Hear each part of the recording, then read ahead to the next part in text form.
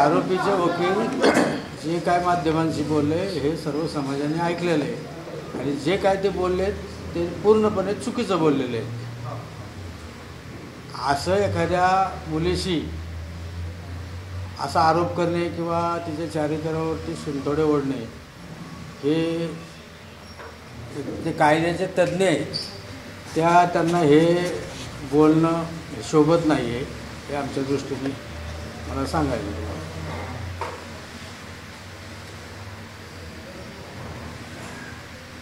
ते ज्या पद्धतीनं म्हणतायत म्हणजे वैष्णवीवरती काही आरोप त्यांनी जे केलेले आहेत त्या अनुषंगाने तुमचं काय म्हणणं असणार आहे? कारण चर्चा जरा वेगळीकडं निघाली दिसते. चर्चा वेगळीकडे निघाली म्हणजे एकतर काय आहे ते जे काय तज्ज्ञ बोलले वकील त्यांचे बोलले त्याच्यावरती मला असं भाष्य करायचं आहे की त्यांनी केलेलं कृत्य आणि माझ्या मुलीचा घेतलेला बळी याला कुठंतरी त्यांना वेगळी कलाटणी द्यायची आणि तो गुन्हा लपवायचा आहे म्हणून त्यांनी हे असं वक्तव्य केलेलं आहे. वकील काल कोर्टात बोलताना असं म्हटले, बाहेर माध्यमांशी बोलताना असं म्हटले की ज्या घटना घडत होत्या चॅटच्या संदर्भातल्या असतील किंवा वादाच्या असतील त्याची कल्पना तुम्हाला वेळोवेळी दिली जायची. तुमच्यापर्यंत ते पोहोचवलेलं होतं, मध्यस्थी झालेली होती, तुम्ही काही मोबाईल वगैरे तिचा काही दिवस काढून घेतलेला होता असं ते म्हटले. 3 गोष्टी, एक या मोबाईलच्या आणि चॅटच्या संदर्भात, दुसरं हुंड्याच्या संदर्भात ते असं म्हटले की आम्ही हुंडा मागितलेला नाही आणि ती फॉर्च्युनर वडिलांनी गिफ्ट दिलेली होती, बक्षीस दिलेलं होतं लग्नासाठी. आणि तिसरा मुद्दा जो आहे 51 तोळे सोनं हे सगळ्या कुटुंबाचं त्यांनी गहाण टाकलेले, त्यांनी तुमच्याकडे कधीही पैसे मागितलेले नाही. सर मला एक प्रश्नाचं उत्तर अचानक देता येणार नाही. तुम्ही जर म्हणसाल की तुमचा पहिला प्रश्न कुठला होता? त्यांनी वेळोवेळी त्यांनी सांगितलं की तुम्ही मोबाईलचा मुद्दा चॅटच्या संदर्भात तुम्हाला वेळोवेळी कल्पना नाही, त्याची कल्पना पुसटची दिली नाही आणि त्याच्या कल्पनाही नाही, कल्पना दिलेली नाही आणि त्या विषयावरती कुठलं भाष्यही झालेलं नाही. हे मोबाईलचं चॅटिंगच्या बाबतीत तुम्ही की त्यांनी सरळ सरळ माझ्या चारित्र्यावरती संशय घेतलेला आहे. दुसरी गोष्ट राहिली मोबाईलचा, तर त्यांचा असा आरोप आहे की माझ्या मुलीचा मोबाईल मी काढून देतो. जर मला मोबाईल काढून घ्यायचा असता, माझ्या मुलीला तर मी मोबाईल ऑलरेडी दिलेलाच आहे, पण माझ्या त्या आरोपीलासुद्धा मी मोबाईल एक 1.5 लाख रुपये 1,52,000चा मोबाईल तो मी आत्ता 2-3 महिन्यापूर्वी घेऊन दिलेला आहे. त्यांची मागणीनुसार तुम्ही दिला की त्यांनी मागितलं? नाही, त्यांनी मागितला. माझी मुली इथं असतं, माझी मुलगी माझ्या घरी होती, घरी असताना वाकडच्या क्रोमामध्ये ते आले. वाकडच्या क्रोमामध्ये माझ्या मुलीला इथनं बोलून घेतलं आणि तिला तिथं काहीतरी त्यांचं झालं की मला मोबाईल तुझ्या पप्पाकडून घेऊन दे. मुलीने मलाही फोन केलेला आहे त्यावेळेला, त्याचे रेकॉर्डही आहेत. मुलीचा फोन त्यांनी काढावं आणि ते सिद्ध होईल. मी फोन केलेला आहे, ज्या त्या वेळेला गेलेलो आहे आणि त्यावेळेला त्यांना मी मोबाईल दिला, त्यांच्या मागणीनुसार मी मोबाईल दिलेला आहे. त्या मोबाईलची ही रिसेट, क्रोमा शोरूमची रिसेट तुम्हाला झूम करून बघायचं असेल तर बघा. त्याची तारीख हे मला वाटतं 18/9/2024ला मी त्यांना मोबाईल त्यांच्या मागणीनुसार दिलेला आहे आणि त्याचे जे EMI आहेत, मी आजही हप्ते भरतो, त्याची EMI भरतो आहे. ते बँकेचं स्टेटमेंटवरती तुमच्याही लक्षात येईल आणि वकील साहेबांनी त्याचं स्टेटमेंट काढून घ्यावं. त्याच्यात ते दुसरा आरोप होता तो म्हणजे हुंड्यासाठी आम्ही छळ केला नाही. 40 लाख आमच्याकडे 5 कोटीच्या गाड्या आहेत, तर 40 लाख फॉर्च्युनर आम्ही कशाला मागू.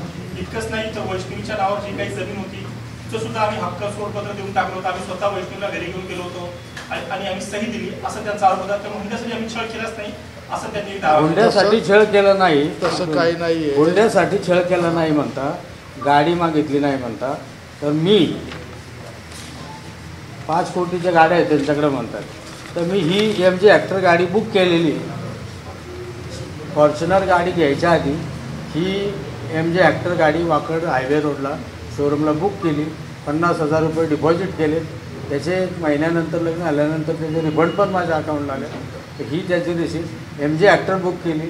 त्यांनी माझ्याशी वादावादी केली, वादावादी चांगलीच केली. मला मला त्यावेळेस असं बोलले की ही जर गाडी दिली तर मी ती गाडी सोडून देईल, नाही तर तिथं फिटून देईल. मला गाडी पाहिजे, हीच गाडी पाहिजे, फॉर्च्युनरच गाडी पाहिजे. तर त्यानंतर मी फॉर्च्युनर गाडी लागणार देईल. दुसरी गोष्ट अशी की तुम्ही जे म्हणता की 5 कोटी 90 लाखाची गाडी, 5 कोटीच्या गाड्या, ॲक्च्युली त्यांच्याकडे गाडी ही एकच आहे. 5 गाड्या नाही, 10 गाड्या नाही, 5 कोटीचं काय नाही.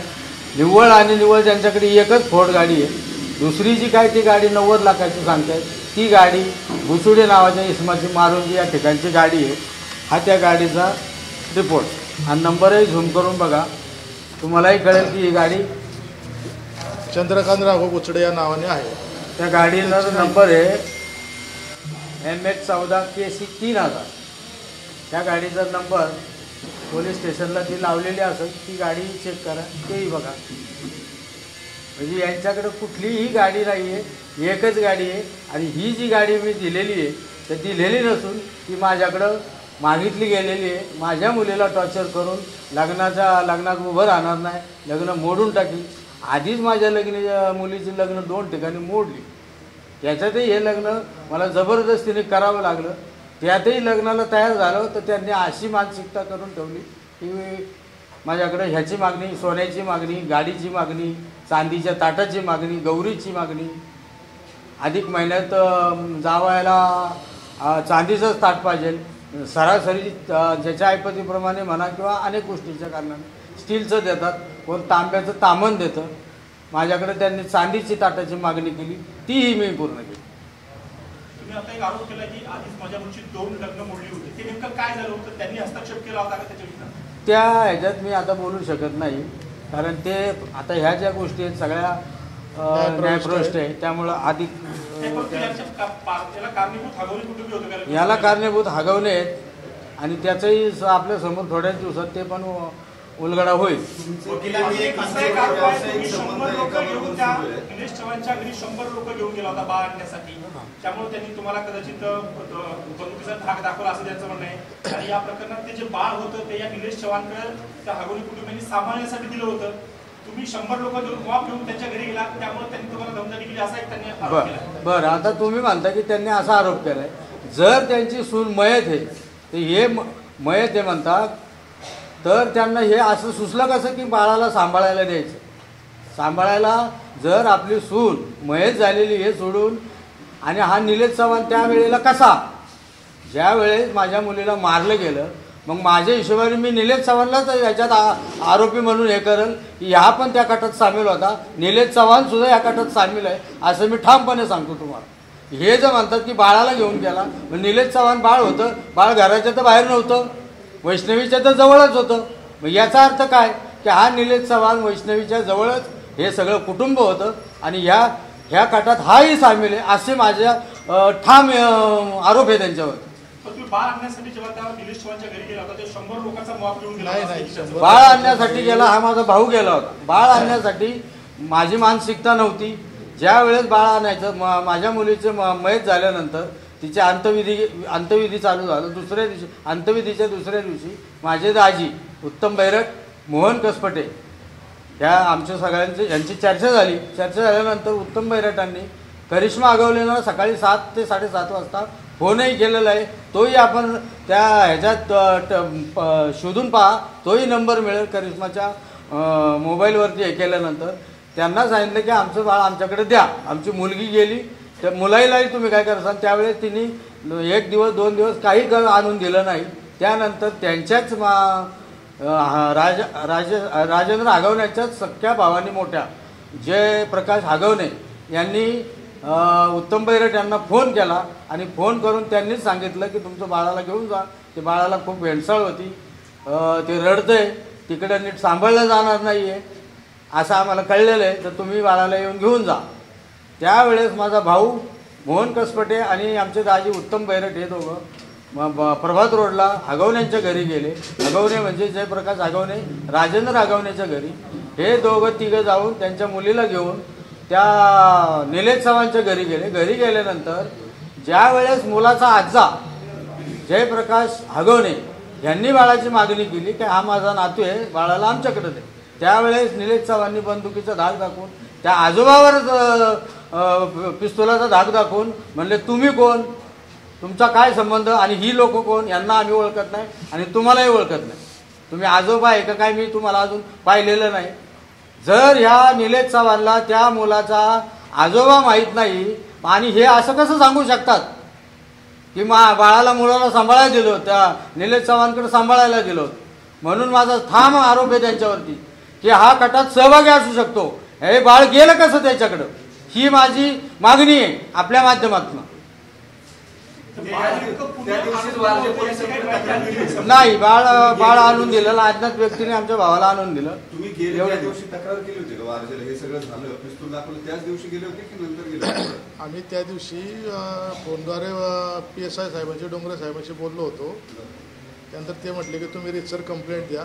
त्यानंतर आम्ही पावता रितसर CNC नोंदवलेली आहे. या हगवण्याच्या म्हणजे तुमच्या जावयांनी तुमचे काही व्यावसायिक संबंध असलेल्या कुठल्या बांधकाम व्यावसायिकाकडे जाऊन परस्पर पैसे वगैरे मागितले होते असं काही आहे का? हो, त्यांनी मागच्या वेळेला 1-2-4 महिन्यापूर्वी आमच्या भावाकडे 2 कोटी जमीन खरेदीसाठी मागितले. त्यावेळेस जमीन खरेदी झाली माहिती ते आमच्याकडे नाही म्हटल्यानंतर ते बांधकाम व्यावसायिकाकडे गेले. तो आता याचा भाग आहे सगळा, कोर्टाचा भाग आहे. कोर्ट विचारी त्याचं निष्पन्न होईल.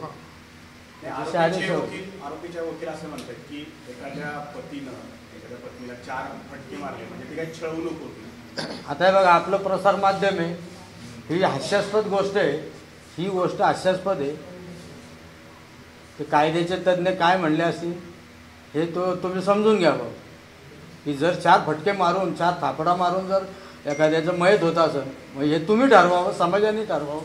6 दिवस त्याला मारहाण होत होती आणि त्याला जर त्याचं ते म्हणत असेल की 4 थापडी, तर आता तुम्ही प्रसारमाध्यमांनी त्याचा निवाडा करावा, कोर्ट तर करेलच. तुम्ही प्रसारमाध्यमांनी ह्याच्यातून आमच्या मुलीला न्याय द्यावा. या संपूर्ण प्रकरणात पोलीस अधिकारी असलेले जालिंदर सुपेकर यांचं नाव सातत्याने येत आहे. तर वैष्णवी हयात असताना किंवा तुमच्यासोबत काही त्यांचा संपर्क झाला का, किंवा त्यांनी तुमच्यावर कशा प्रकारे दबाव सांगितला का, किंवा त्यांचं नाव घेऊन तुमच्यावर पण दबाव टाकला का?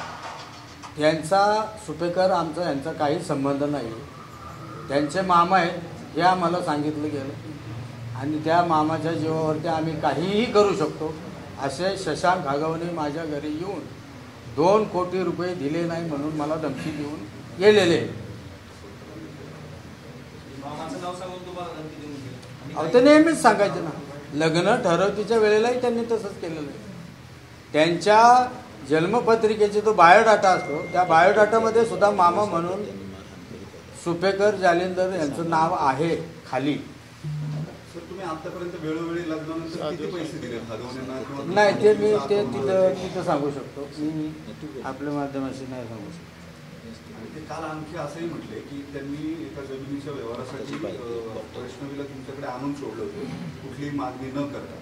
त्याचा नेमका खुलासा काय? तुम्ही तिचा हक्क सोडा आधी. आता हे बघा, हे न्यायप्रविष्ट आहे, सगळं बोलणं उचित राहणार नाही कारण ह्याचा परिणाम दुसरा होऊ शकतो. त्यामुळे मला त्याच्याशी जास्त कारण न्यायप्रविष्ट जास्त न बोलता एवढंच सांगेल की तिला 6 ते 7 दिवस आमच्या माहितीने सलग मारहाण आपल्या माहितीने रिपोर्टच आहेत तसे रिपोर्ट 5-6 दिवस तिला मारहाण करण्यात. ज्यावेळेला इकडे आली होती 10 तारखेला त्यावेळेला ती तशी आईपाशी बोललेली आहे की मला मारहाण होतीये, मला छळ होतोय.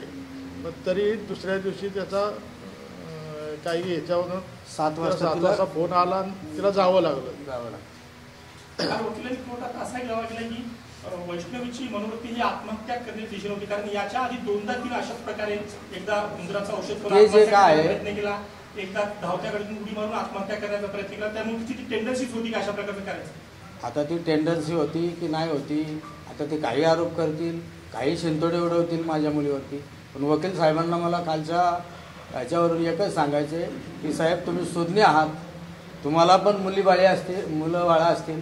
एखाद्याच्या असहाय्य मुलीवरती, तिथं माझी मुलगी गेलीच आहे, माझी मुलगी तर गेलीच आहे, पण तिचा एवढं मेल्यानंतर तिच्यावरती असे वाईट चिंतोडे उडवू नका. तुम्हालाही मुली असतील नक्की, पण तुम्ही अशा एखाद्या लेकराचं हे नका करू. मला एवढं सांगायचं आहे तुमच्या प्रसार माध्यमातून.